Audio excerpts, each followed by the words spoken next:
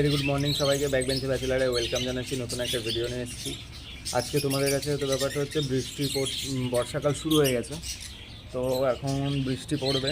তো আশা করছি তোমরা যতজন আমার ভিডিও দেখছো তাদের পাখিগুলোকে অন্তত একটু সুস্থ রেখেছো, কারণ বর্ষার টাইম। আমার এমনিতে অনেক প্রবলেম শুরু হয়ে গেছে বর্ষার মধ্যে। আমার এক্সোটিক ফিশের কালেকশানটা কমে গেছে, প্রচুর মাছ মরেছে। আর স্পেশালি ডাম্বো জাতের যে মাছগুলো এনেছি সেইগুলোতেই প্রবলেম হয়েছে, আদার্স কোনো মাছে কোনো প্রবলেম হয়নি। আর আমার ব্রিডিং সেট আপের আরেকটা নতুন আপডেট আসবে খুব তাড়াতাড়ি। সেটা হচ্ছে আমি উপরে আমার যে ঘরটা করা আছে বাড়ির ছাদে, সেই ঘরটাকে নতুন করে রিনিউ করাবো। কারণ আমার প্রচুর পায়রা হয়ে গেছে, তো পায়রাগুলোকেও সেপারেট করতে হবে, প্লাস পাখিগুলোকে নিচে রাখা যাবে না। তো আমার অনেক দিনকার প্ল্যান ছিল জিনিসটাকে আমি উপরে করবো, তো এখন হাত দেবো কাজে।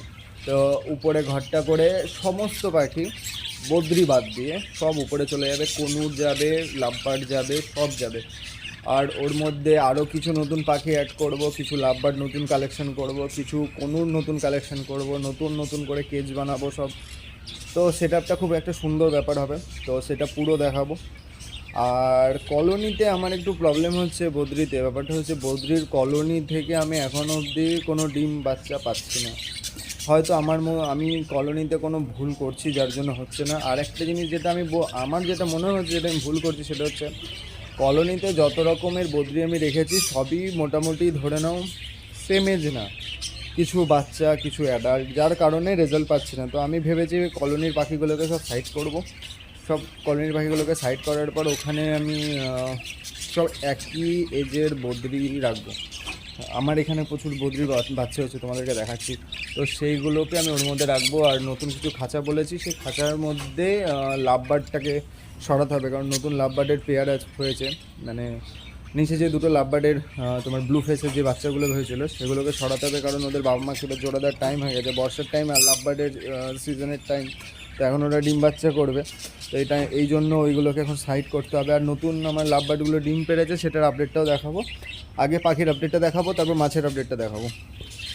তো পুরো ভিডিওটা তোমরা দেখো। আর অবশ্যই চ্যানেলটাকে সাবস্ক্রাইব করো। তোমরা কেউ চ্যানেলটাকে সাবস্ক্রাইব করছো না, কিন্তু আমি চাইছি তোমরা সাবস্ক্রাইব করো, চ্যানেলটাকে সাবস্ক্রাইব করো। চলো ভিডিওটা স্টার্ট করা যাক।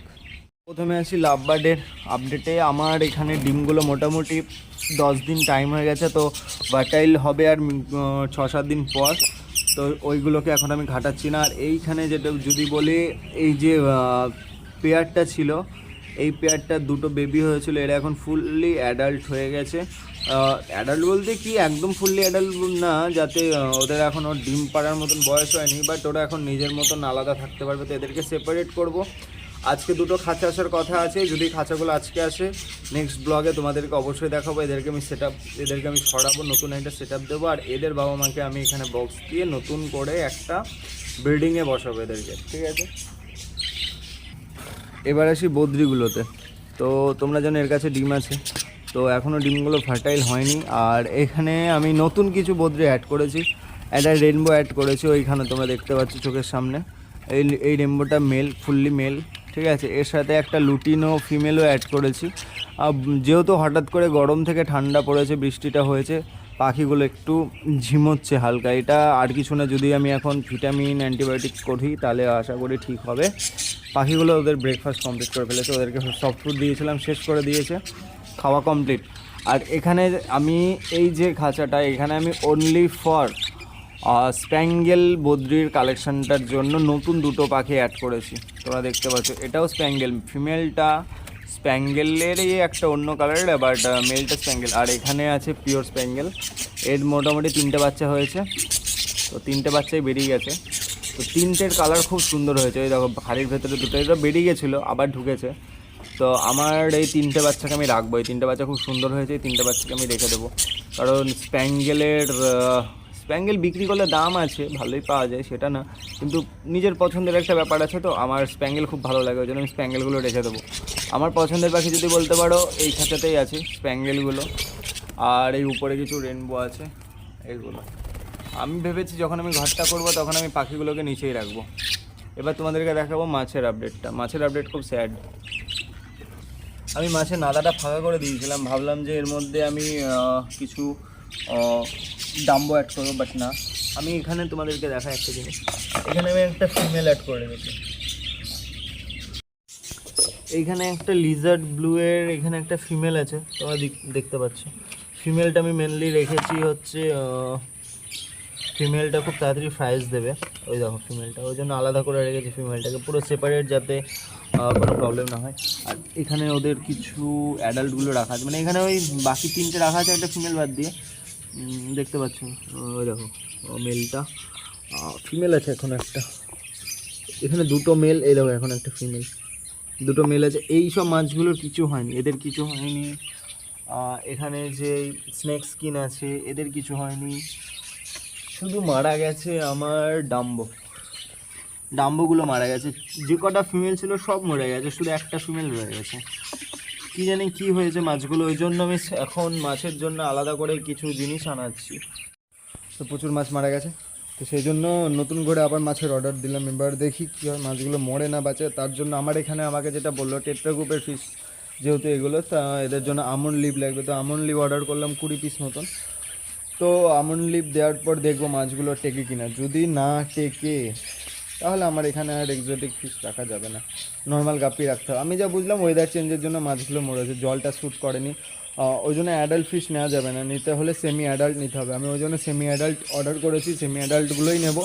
আমার এখানে যে 3টে ডাম্বো দেখছো, এই 3টে ডাম্বো সেমি অ্যাডাল্ট, যতগুলো ফিশ এখন অবধি সার্ভাইভ করেছে সব সেমি অ্যাডাল্টের জন্য। এটা মেনলি জল শ্যুটে হচ্ছে না, সেই জন্য হচ্ছে।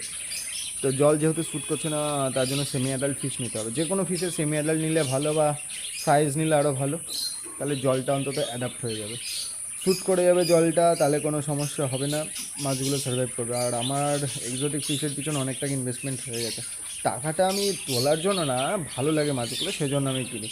তোমরা বলতেই পারো, প্রশ্ন করতেই পারো যে দাদা তোমার কাছে এত পাখি আছে, তুমি পাখিগুলো বিক্রি করতে পারো। না না না, বিক্রি আমি তখন করবো যখন আমার কাছে এক্সেস হয়ে যাবে, প্রচণ্ড বেশি হয়ে যাবে তখন, তাছাড়া না। আমি তো তোমাদেরকে বলে দিলাম আমার কাছে যতগুলো পাখি আছে তার মধ্যে যেগুলো সবথেকে সুন্দর লাগবে দেখতে সেইগুলোকে আমি রাখবো, যাতে আমি তাদের ব্রিড করাতে পারি, আমার ভালো লাগে। আর কলোনিটা করার পেছনের কারণ হচ্ছে কলোনিতে প্রচুর পাখি একসাথে রাখা যাবে সেই জন্য। আর আমি কলোনিটা পুরো চেঞ্জ করেছি, তোমাদেরকে এক ঝলক দেখাই কলোনিটা।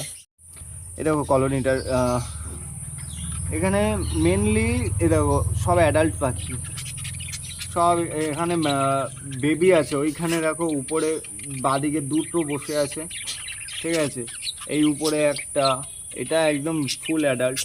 তো এখানে মোটামুটি অ্যাডাল্ট পাখি বলতে পারো তোমার 2 পেয়ার অ্যাডাল্ট পাখি আছে, 3 পেয়ার, ঠিক আছে, আর বাকি সব তোমার বাচ্চা। আর ব্যাপারটা হচ্ছে হট করে ওয়েদার চেঞ্জ হয়েছে, ওদেরকে নতুন একটা জায়গায়, মানে ওই খাঁচা থেকে ওদেরকে এই খাঁচা এনেছে, ওই জন্য বাচ্চাগুলো একটু ঝিমাচ্ছে, আর কিছু না, এগুলো তেমন কিছু না। আমাদের যেমন বডির রেস্টের দরকার হয় ওদেরও একটু হয়, আর এখন ওরা তো জাস্ট বেবি, তো ওদেরকে একটু টাইম লাগবে অ্যাডজাস্ট করতে, ওই জন্য ওরা এখন একটু ঝিমাচ্ছে, ঘুমোচ্ছে বলতে পারে। এখন এটা যেমন ঘুমোচ্ছিল, যে কোনো তোমার বদ্রি বলো লাভবার্ড বলো, আমি দেখেছি ওরা যখন অসুস্থ হয় বা ওরা যখন ঘুমায় তখন ওরা এরকমভাবে, ঠিক এরকমভাবে শুয়ে থাকে, ঘাটটাকে পিছনের দিকে দিয়ে। এটা কোনো খারাপ জিনিস না, অ্যাক্টিভ ভাবটা কমে গেছে, তো এদেরকে কদিন একটু ভালো মন্দ খাওয়াতে হবে, ভিটামিন, তারপর এদের মধ্যে অ্যাক্টিভ জিনিসটা চলে আসবে। তো আজকে আপাতত ভিডিও এখানে শেষ করছি। তো তোমাদের কাছে একটা হাম্বেল রিকোয়েস্ট, তোমরা অবশ্যই চ্যানেলটাকে সাবস্ক্রাইব করো। তোমরা সবাই চ্যানেলটার ভিডিওগুলো ভিজিট করছো, দেখছো, বাট কেউ সাবস্ক্রাইব করছো না। তো আমি চাইছি তোমরা চ্যানেলটাকে সাবস্ক্রাইব করো, তোমাদের সাপোর্টটা আমাকে দাও। তো দেখা হচ্ছে নেক্সট ব্লগে, ততদিনের জন্য সবাই ভালো থেকো, টাটা।